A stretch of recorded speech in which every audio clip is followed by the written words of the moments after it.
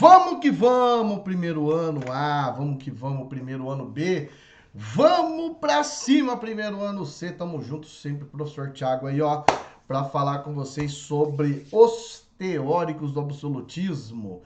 Lembrando que nós estamos aí já no capítulo 15, vamos devagar, vamos despacito, vamos devagarito, calma, temos tempo para falar nisso, por isso que a gente vai falando com bastante qualidade, certo? O que a gente começa a ver aí, o que é importante sobre os teóricos do absolutismo? Bom, quando a gente fala de absolutismo, a gente está falando principalmente de um modelo político que acabou, né, se estabelecendo aí na Europa, já desde o século XII, e que no século XV, XVI, acaba encontrando-se aí com outras nações, outros países. Já vimos também que o absolutismo, o nome absolutismo, é dado aí no século XIX, como é comumente utilizado, principalmente por conta do contexto onde acaba se estabelecendo o Estado liberal burguês, mas esse é um assunto apenas para o ano que vem, só para o segundo ano. Claro que eu espero que você esteja lá com a gente, lá para a gente trabalhar esse assunto aí que é maravilhoso, beleza? Entre os principais pensadores, aqueles que são os chamados teóricos do absolutismo, ou seja, quem acabou defendendo o absolutismo, em primeiro lugar, nós temos Nicolau Maquiavel, também conhecido como Niccolo di Machiavelli. Esse era o nome, é o nome de verdade dele, é o nome italiano. É que traduz para o português, né? Vocês sabem como é que fica, ó, uma bosta, né? Nicolau Maquiavel, tudo bem, não é ridicularizando ninguém que se chama assim, pelo contrário, é legal, né? Legal, bem legal. Niccolo de Machiavelli é que não é bonito. Muito bem, ele está na transição do pensamento político da Idade Média para a Idade Moderna. Ele é uma pessoa muito importante, principalmente num livro dele chamado O Príncipe. Esse livro ele escreveu em sinal de agradecimento a um nobre da cidade de Florença, que era príncipe, inclusive, né? Lorenzo de Médici. Lorenzo de Médici acolheu Nicolau Maquiavel, dando-lhe segurança e contratando ele, na verdade, como uma espécie de conselheiro especial, já que Nicolau Maquiavel era uma pessoa muito inteligente, sabia bastante sobre política e não tinha papas na língua, falava o que vinha ali à cabeça.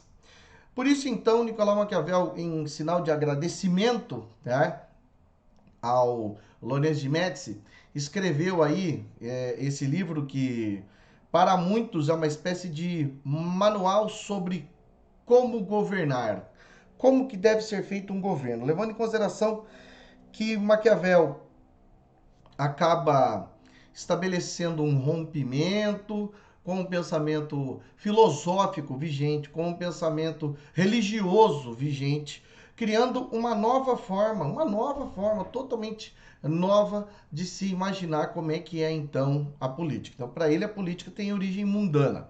Diferentemente de muitos teóricos que aí defendiam uma origem divina, ele vai falar, não, a política está aqui diretamente relacionada ao mundo.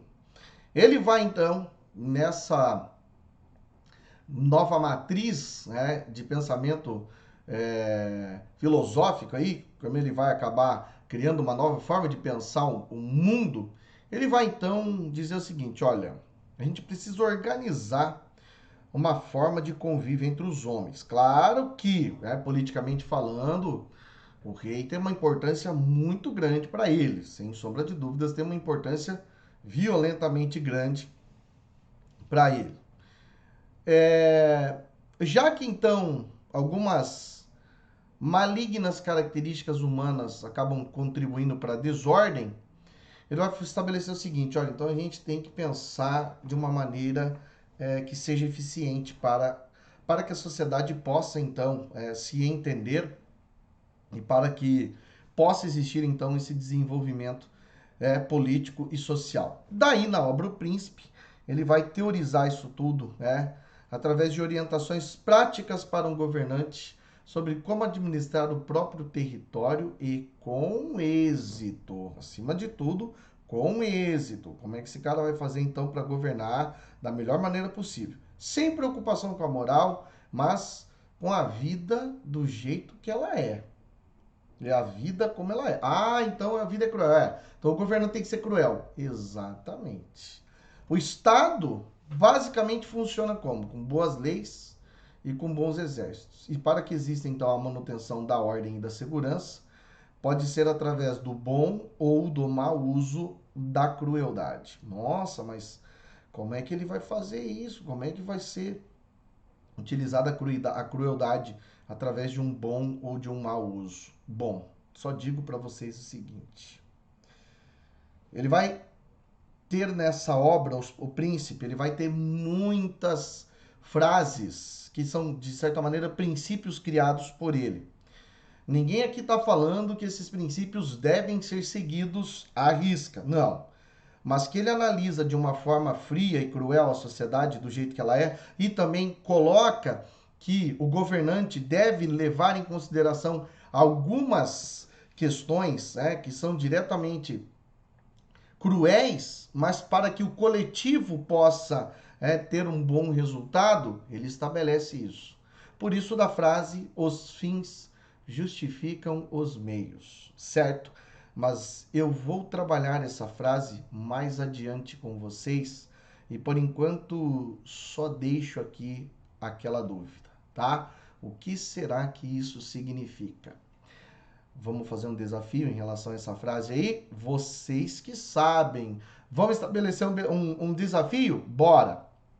Desafio da aula de hoje é o seguinte: deem exemplos relacionados à frase os fins justificam os meios. Repetindo, deem um exemplo só. Falei exemplos não. Deem um exemplo sobre a aplicação da frase maquiavélica os fins justificam os meios. Beleza?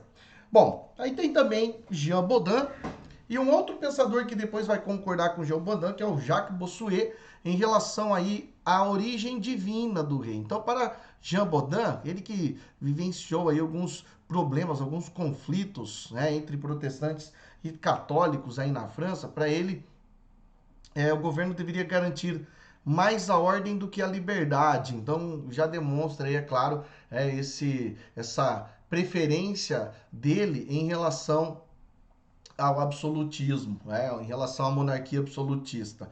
Já que o rei possui soberania de direito divino. Segundo ele, o rei não é qualquer pessoa. O rei é rei porque foi indicado por Deus para ser rei. Então é por isso que é uma pessoa importante. Por isso que o soberano é uma pessoa diretamente ordenada por Deus. Então o rei governa e não precisa nunca prestar contas a alguém, somente a Deus.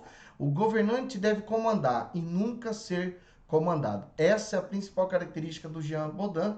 E depois quem vai contribuir aprofundando esse pensamento, tendo a mesma ideia, é um pensador chamado Jacques Bossuet. Agora, em relação a Thomas Hobbes.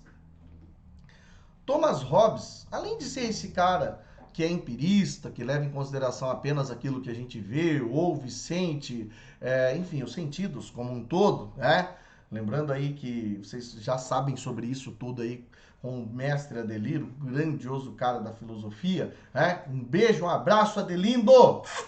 Te adoro, piá.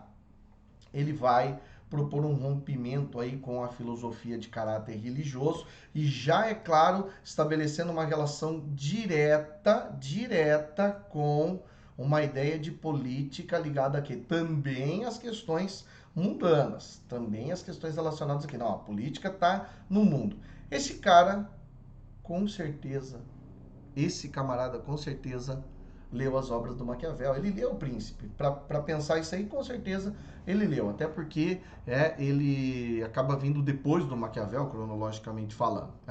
Então, a base do pensamento político dele é o estado de natureza, a ideia de justiça, a própria ideia de Estado, que seria a sociedade civil, o contrato social e como se organiza essa sociedade. Bom, numa obra chamada O Leviatã, a pessoa, o súdito, abre mão do seu direito de ser governado e entrega para o rei. Aí ele faz uma discussão sobre o contrato social. Por que que ele vai fazer essa discussão sobre o contrato social? Porque ele vai dizer o seguinte, olha, para que um rei tenha o sucesso, principalmente porque o ser humano originalmente é violento, o homem em estado de natureza, segundo ele, tem uma tendência para a guerra. Então é necessário se estabelecer um contrato, onde então nesse contrato os súditos entregam para o rei, por isso que daí ele também é um teórico do absolutismo, entrega para o rei essa ideia de que, olha, eu quero ser governado por você, então vai lá e me governa, tá? E aí, é claro, o rei garante o governo dentro desse estado civil, onde todos têm que se submeter à vontade do rei. E o que é pior, depois que você então entregou para o rei essa necessidade de ser governado, você não pode reclamar, não tem o direito de reclamar de jeito nenhum. Beleza, meus amados, beleza, minhas amadas? Não esquece do desafio, não esquece de postar lá. Fico muito feliz com todas as postagens que você faz, que vocês fazem. Fico muito, muito, muito feliz, tanto do A, do B e do C. Se bem que, é claro, se a gente for estabelecer um ranking aí, tem uma turma ou outra que vai lá e faz mais postagens, não é mesmo? Galera, show de bola. Qualquer dúvida, tamo aí, beleza? Qualquer dúvida, vai lá, pergunta, pode mandar pergunta à vontade para você. Um beijo, um abraço, piá, tudo de bom e ó, valeu!